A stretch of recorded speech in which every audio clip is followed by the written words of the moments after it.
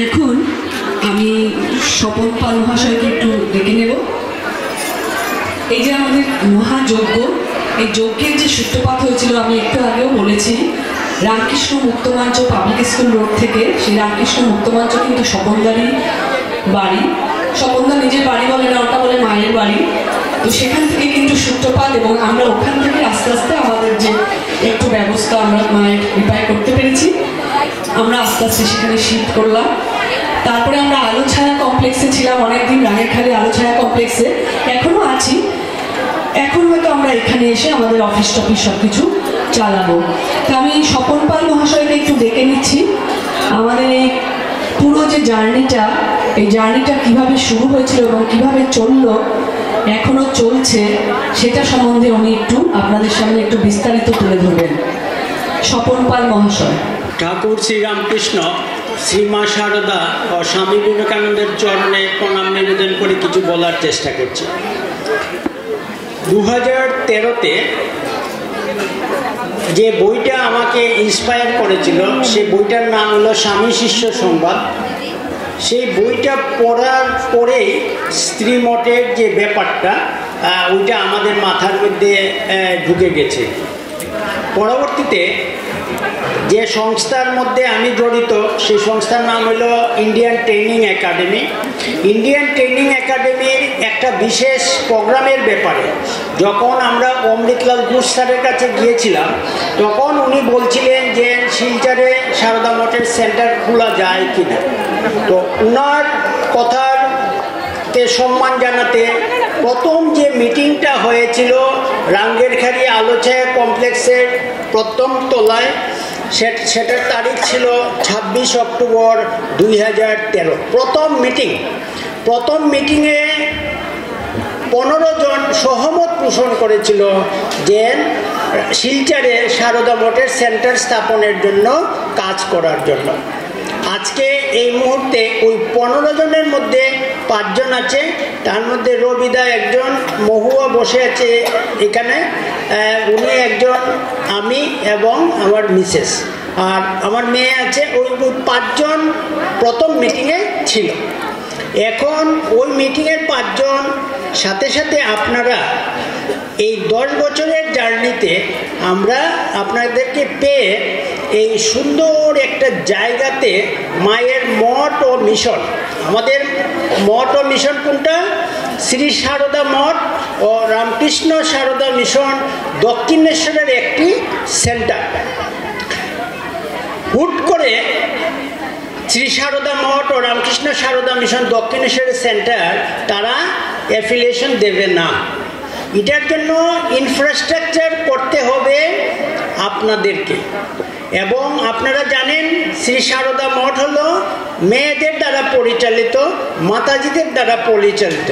ঠিক সেই রকম শ্রী সারদা মঠের জেনারেল সেক্রেটারি মাতাজি এই জায়গাতে একবার এসেছেন এবং উনি বলে গেছেন যে আমরা যদি সন্ন্যাসিনী দিতে পারি তাহলে আমাদের এখানে অবশ্যই সারদা মঠের সেন্টার হবে। তো আমাদের চলার পথে আস্তে আস্তে করে এখন যে জায়গাটা দেখছেন সেটা হলো 2 স্টোরি মায়ের মন্দির হবে। গ্রাউন্ড ফ্লোরে হবে, মাকে রাখা হয়েছে, সাথে একটা ট্রেনিং হলের উদ্বোধন হয়েছে এবং 4-5 জন দিদি তারা থাকবে এখানে বিল্ডিংয়ে। দিদি তারার সংলগ্ন অঞ্চলে একটা রান্নাঘর, ডাইনিং রুম করা হয়েছে ভক্তদের বা সেবিকা যারা থাকবে তাদের জন্য। একটা মঠ মিশনের একটা পরিবেশ গড়ে তোলা হয়েছে। মাতাজি বলে গেছেন যে অদূরে এবং সুদূরে অবশ্যই এখান থেকে সেবাযোগ্য চলবে। এটা মাতাজির আমাদেরকে আশীর্বাদ করে গেছে। মাতাজি এই মুহূর্তে যখন আমাদের এখানে এইবার প্রথম আমরা মায়ের বিশেষ পূজা করতে পারলাম পুরোহিত দিয়ে, এবং মাতাজি নির্দেশ দিয়েছেন যে প্রতিদিন যাতে ঠাকুর মা স্বামীজিকে যে আমরা পূজা অর্চনা করি, জল বাতাসা আমরা যাতে দিতে পারি। তো এটা আপনাদের কাছে এখন দায়িত্ব। আসবেন, আশ্রমের দেখভাল করার দায়িত্ব আপনাদের। এই কাজটা শেষ হয় নাই, আজকে তো সুন্দর একটা অনুষ্ঠানের মাধ্যমে শুরুবাতটা হলো। অদূর ভবিষ্যতে যদি সারদা মঠ শিলচর সেন্টারের যদি কোনো জন্ম বলা হয়, আমার মনে হয় এটা পরে হয়তো আলোচনা হবে, সেটা হবে 23 ডিসেম্বর 2024। আর 2024 আমাদের কাছে গুরুত্বপূর্ণ একটা হোলি ইয়ার, পুণ্য বৎসর। কেন? নাম্বার 1, রামকৃষ্ণ মিশন সেবাশ্রম শিলচরের 100 বছর। 2 নম্বর হলো রামকৃষ্ণ মঠ রামকৃষ্ণ মিশনের ভাইস প্রেসিডেন্ট মহারাজ ছিলেন শ্রীমৎ স্বামী গীতানন্দজি মহারাজের জন্ম শতবর্ষ। 3 নম্বর হলো যে শ্রী সারদা মঠ ও রামকৃষ্ণ সারদা মিশন দক্ষিণেশ্বরের প্রথম প্রেসিডেন্ট মাতাজি ভারতী প্রাণা মাতাজির 130তম জন্মবর্ষ। আর আমাদের যে পথ চলা সেটার 10 বছর পূর্তি। এই অবস্থার পরিপ্রেক্ষিতে আমরা সবার সঙ্গে আলোচনা করে 2024কে আমরা একটা পূর্ণ বৎসর ধরে আজকের শুভ অনুষ্ঠানের মাধ্যমে শ্রীমঠের ট্রেনিং সেন্টারের জয়যাত্রা হলো। সাথে সাথে ঠাকুর বা স্বামীজিকেও আমরা বিশেষ পূজার মাধ্যমে আমরা পূজা করেছি এবং আগামী দিনে এখান থেকে পূজা অর্চনাটা চলবে। তো এই যে আমাদের যাত্রা, এটা কিন্তু একদিনে হয় নাই দিদি, বিভিন্ন বাধা বিপত্তির মাধ্যমে এই জায়গায় এসেছে। এবং আপনারা জেনে খুশি হবেন যে আমাদের যে পুরো প্রজেক্ট, এই পুরো প্রজেক্টের মধ্যে এখানে জায়গা আছে 13 কাঠা 6 ছটা। 17 জন ল্যান্ড ডোনেট করেছে, আর বাকিটা ভক্তদের মাধ্যমে টাকা জোগাড় করে, দান জোগাড় করে আমরা পুরো জমিটা আমরা কিনেছি। তারপরে সরকার থেকে আমরা 21 লক্ষ টাকা পেয়েছি, জলের প্রজেক্টের জন্য 6 লক্ষ টাকা এবং ওয়ালের জন্য 5 লক্ষ টাকা, আর এই বিল্ডিংয়ের জন্য 21 লক্ষ টাকা 10 লক্ষ টাকা। এই পয়সা দিয়ে কিন্তু এইগুলা হয় নাই, আপনাদের দানের সঙ্গে যুক্ত করে এইগুলা যা দেখেছে, এটার বাস্তব রূপটা হইল এটা।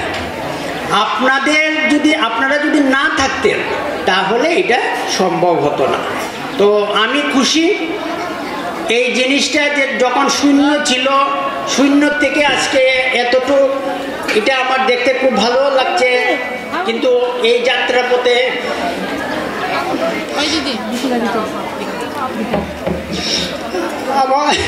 আমার বন্ধুবোধকে হারিয়েছি, ওনার স্মৃতিতে আজকে মঞ্চটা দেওয়া হয়েছে।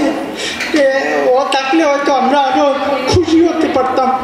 এই যাত্রাপথে অনেককেই হারিয়েছি।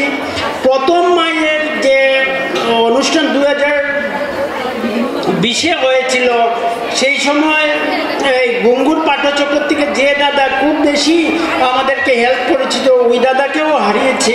এই যাত্রাপথে ওইভাবেই চলছে। এখন নতুন প্রজন্মর কাছে দায়িত্ব, তারা ওই কাজটাকে এগিয়ে নিয়ে যাবে। সবার প্রতি ঠাকুরমা স্বামীজির আশীর্বাদ বর্ষিত হোক, এই প্রার্থনা করে আমি আমার বক্তব্য শেষ করছি।